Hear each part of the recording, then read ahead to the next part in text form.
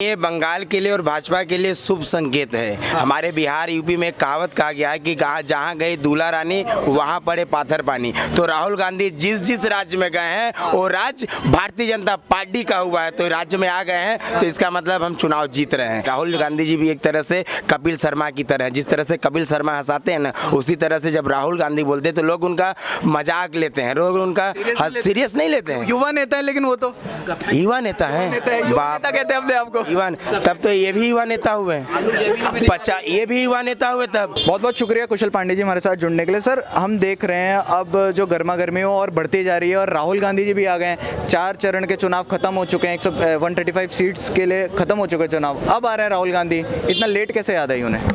देखिए, हो सकता है कि उनको लेट लगा हो, लेकिन ये बंगाल के लिए और भाजपा के लिए शुभ संकेत है। हमारे बिहार यूपी में कहावत कहा गया है कि जहाँ गई दूल्हा रानी वहाँ पड़े पाथर पानी। तो राहुल गांधी जिस राज्य में गए हैं वो राज्य भारतीय जनता पार्टी का हुआ है, तो राज्य में आ गए हैं, तो इसका मतलब हम चुनाव जीत रहे हैं। बंगाल में भाजपा की सरकार बन रही है। अच्छा सर, राहुल गांधी ने आज जो भाषण दिया उसमें ये बोल रहे हैं कि अगर अमित शाह और मोदी यहाँ पर आ गए बंगाल में आग लग जाएगी, इस तरीके की बातें कर रहे हैं राहुल गांधी, और खुद इतना लेट आए। क्या देखिए, बंगाल में जो कह रहे हैं कि अमित शाह और मोदी जी आ जाएंगे तो आग लग जाएगी, तो इससे पहले भी मोदी जी का सभा हुआ है, अमित शाह जी का सभा हुआ है। 2019 में हम लोग 18 सीट जीते हैं, कहाँ लगा आग? 2014 से पूरे देश में सरकार चला रहे हैं, कहाँ लगी है आग? जब उनकी सरकार चलती थी तब आग लगती थी। इस पश्चिम बंगाल में ममता की सरकार है तब आग लग रही है, और जब पश्चिम बंगाल में भाजपा की सरकार होगी तो यहाँ विकास होगा, आग बुझाया जाएगा। हम आग लगाने पे विश्वास नहीं, आग बुझाने पर विश्वास रखते हैं। तो राहुल गांधी जी की बातों को आप मत लीजिए। राहुल गांधी जी भी एक तरह से कपिल शर्मा की तरह है। जिस तरह से कपिल शर्मा हंसाते हैं ना, उसी तरह से जब राहुल गांधी बोलते हैं तो लोग उनका मजाक लेते हैं, लोग उनका सीरियस नहीं लेते हैं। युवा नेता है, लेकिन वो तो युवा नेता है, नेता कहते हैं अपने आपको। युवा, तब तो ये भी युवा नेता हुए, ये भी युवा नेता हुए तब। अगर 50 साल के लोगों को युवा कहा जाएगा, 48 साल 49 साल के लोगों को युवा कहा जाएगा, तब हमें क्या कहेंगे? भाई हमको बच्चा है, हम बच्चा नेता हुए। अभी मैं सीख रहा हूँ। वो सीख रहे हैं, अरे सीखते सीखते निमदल्ला चले जाएंगे, सीखने का समय खत्म नहीं होगा। अच्छा, साउथ की साइड में तो सीपीएम और कांग्रेस के बीच में कांटे की टक्कर है, लेकिन यहाँ पर दोनों एक साथ लड़ रहे हैं। क्या है? ये सिर्फ बंगाल की जनता को बेवकूफ बनाया जा रहा है। बंगाल में दोस्ती है और दूसरे राज्यों में कुश्ती है। बंगाल में दोस्ती करके चल रहे हैं और दूसरे राज्य में कुश्ती कर रहे हैं। तो भाई क्यों, अगर इतना प्यार है आप लोगों में, तो आप दूसरे राज्यों में जो लड़ाई कर रहे हैं वहाँ भी एक साथ मिल करके लड़िए, एक साथ मिल करके लड़िए। आप तो भाजपा को हराने के लिए आए हैं ना, आप भाजपा को हराने के लिए लड़ रहे हैं, तो पूरे भारत में तो भाजपा है, आप लोग लड़िए ना पूरे भारत में एक साथ। लेकिन सीपीएम भी खत्म, सीपीएम तो खत्म हो गई थी 2011 में ही, उसके बाद सीपीएम जिंदा होना चाह रहा है। तो सीपीएम जिंदा होना रहा तो किसके साथ जा रहा है? सारा किसका लिया भाई? सीपीएम का आप देखें क्या है, सीपीएम का चुनाव चिन्ह क्या है? हंसिया, हथौड़ा और तारा है। तो गई है किसके पास? कांग्रेस के पास, उसका तो खुद कटा हुआ है। तो कटा हुआ हाथ कभी हंसिया हथौड़ा पकड़ पाएगा क्या? डूबने के समय भी सीपीएम गई है कटा हुआ हाथ पकड़ने के लिए, कटा हुआ हाथ पकड़ के वो चाहती कि बंगाल में जिंदा हो जाएंगे। तो हम कहना चाहते हैं कि एक कचौड़ी 2 समोसा, कटे हाथ का क्या भरोसा, कटा हाथ कहाँ जाएगा कोई नहीं जानता है। वहीं पर हम टीएमसी पर भी आ जाते हैं, दीदी के बयानों पर। दीदी पहले भारी बोल रही थी, उसके बाद फिर ये बोल रही थी यूपी बिहार से गुंडे लाए गए हैं बीजेपी के। अब ये बोल रहे हैं यहाँ पर कोविड के केसेस इसलिए इतने ज्यादा बढ़ रहे हैं क्योंकि जो यूपी बिहार से बीजेपी के लोग आ रहे हैं वो बढ़ा रहे हैं। क्या कहेंगे आप इस पर? देखिए, दीदी का जो बयान है ना, दीदी इस वक्त पागल हो चुकी हैं। दीदी का चेहरा आप लोगों ने देखा इधर, चुनाव से पहले उनका चेहरा क्या था, खिलता था, इस वक्त चेहरा मुरझा गया है एकदम से। वो लग रहा है, दीदी देखे होंगे अभी आप 2 मई के बाद देखिएगा काली घाट में बाल खुल करके पागल की तरह घूमेंगे दीदी, क्योंकि उनके हाथ से सत्ता चला जा रहा है। उन्हें मालूम है, क्योंकि उनका हर एक जो नया नारा ला रहे, कभी ला रही थी, दूसरा भी ला रहे हैं कि बोहरा की तो कोरोना को ला रहे हैं कि जो बाहर से नेता आ रहे हैं उसको कोरोना हो रहा है। तो दीदी, अगर आप इस बंगाल के लिए इतना सोच रहे हैं तो क्या आपके नेता को कोरोना नहीं हुआ? आपके नेता क्या बाहर गए थे क्या?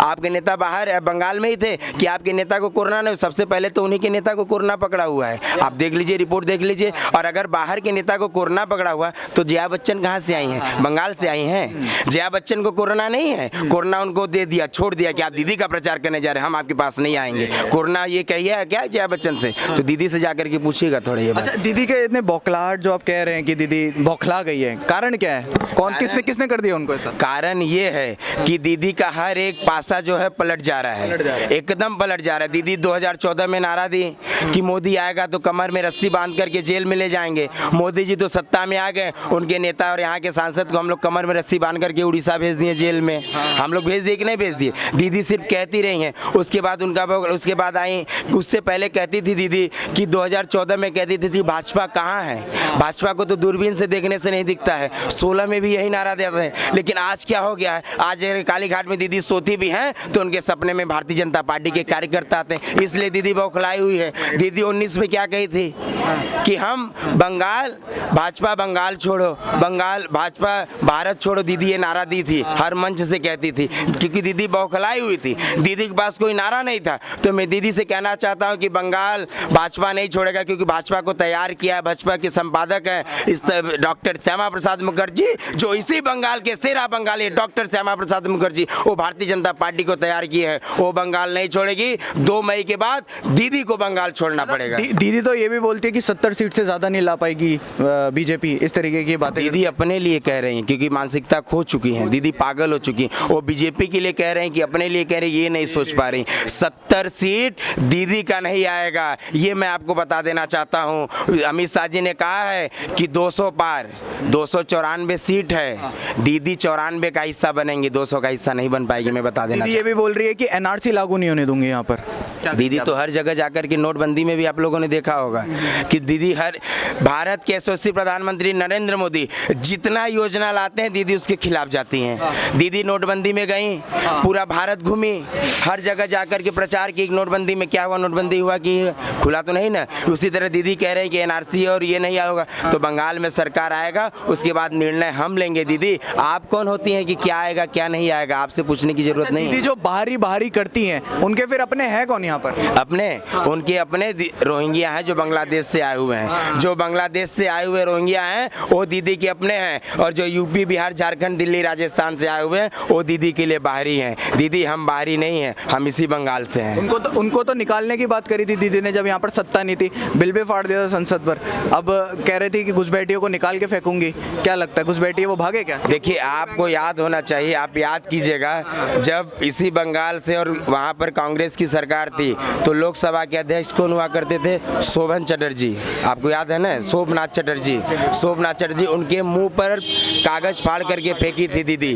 उस समय रोहिंग्या से इतना नफरत था, और आज क्या हो गया है, कितना प्यार हो गया है। ये वोट बैंक है भाई, ये वोट बैंक के कारण दीदी सिर्फ रोहिंग्या को अपनाना चाहती हैं। उस वक्त विरोध था, अभी प्यार है, तो ये प्यार आपका 2 मई तक ही रहेगा। 2 मई के बाद रोहिंग्या से जो लोग आए हुए हैं, जो रोहिंग्या जो बांग्लादेश से आए हुए हैं, उनको हम बाहर निकालेंगे। अच्छा सर, आप कह रहे हैं परिवर्तन हुआ, कितना ज़रूरी है यहाँ पर परिवर्तन होना?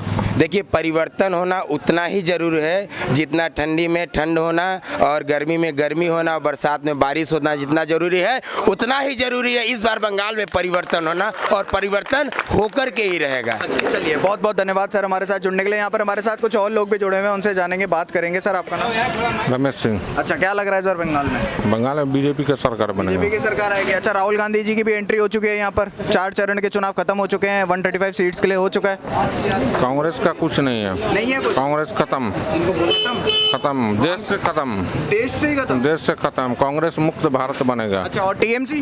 टीएमसी भी गया। टीएमसी यहाँ से गया? दीदी तो बोल रही है कि 70 सीटें भी नहीं ला पाएगी बीजेपी। नहीं, 200 plus BJP, 200 plus 200 plus BJP जी। अच्छा, चलिए बहुत बहुत धन्यवाद।